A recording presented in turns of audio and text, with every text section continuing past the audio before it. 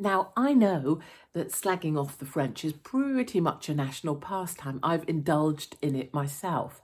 But they are doing a whole bunch of things very right over this cost of living crisis. And weirdly enough, it's almost as if our media doesn't want to talk about it because another country is doing things we should be doing if we didn't all have some bizarre fixation with a crass beauty pageant between Sunak and Truss. But here's what the French are up to. There's about 9 things that are really useful. Number one, the energy price rise, the price cap, is set at 4%. They will not allow it to go up above 4%. And you can say, yes, but they're nationalised, they're state-owned.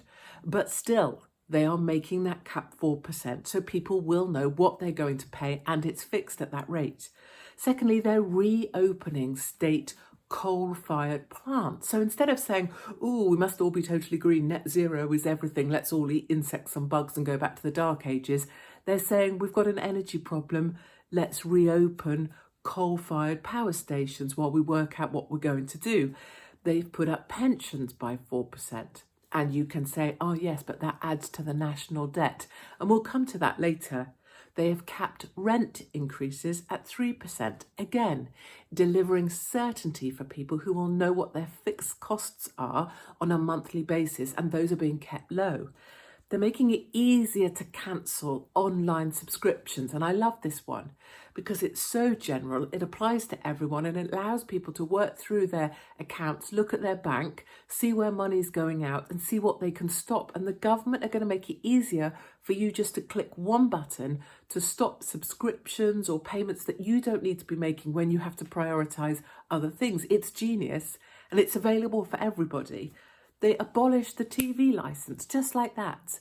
No public kind of cat o' nine tails in the streets wailing about the BBC and how great an institution it is and how everything will collapse and what will we do if we don't have the BBC. They just stopped asking people to pay for it, and the state will pay for it instead, and people still have the comfort of being able to watch the TV that they love, but they can save some money whilst they're doing it. They are laying on a transport bonus for workers and also a fuel allowance for workers. If you need to get to your job and you need to put fuel in your car or your truck or your vehicle to do that, the government will assist you through employers with support to get the fuel you need to be able to get to work to do your job. And they're making a reduction at the pumps, around 15 cents. They want to put it up to about 30 cents. But either way, more generally, there's a sense that these pump prices are too high and something needs to be done about it. A couple of things here. Number one, certainty.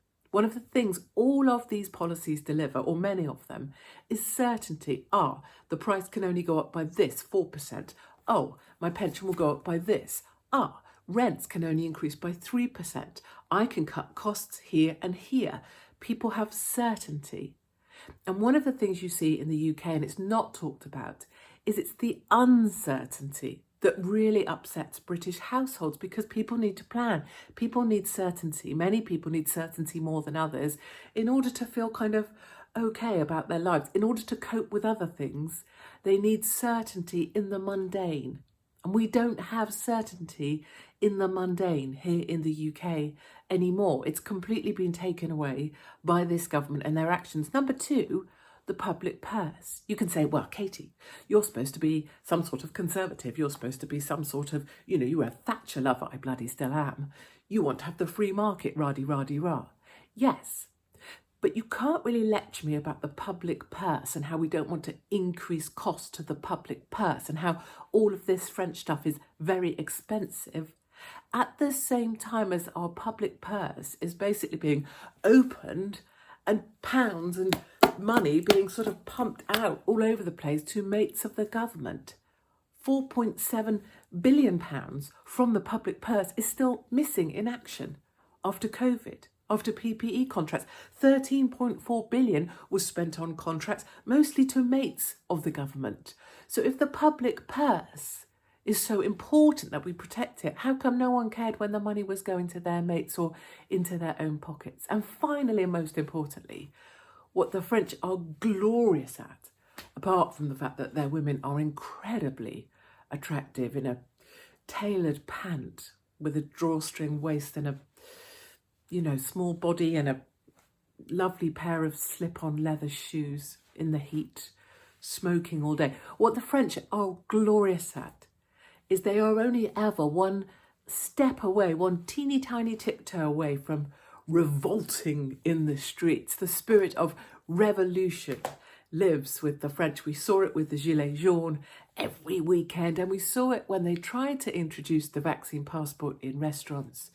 The French went and got their picnic blankets and their fabulous glassware, and they had picnics outside the restaurant to show they would not be stopped from eating on the sidewalks where they chose and in the streets where they preferred. That's the marvellous thing about the French. Those are the steps they're doing to make the cost of living crisis less burdensome for ordinary people. And most importantly, they're delivering certainty. And the big question that no one in our media seems to be asking is, why aren't our government doing the same?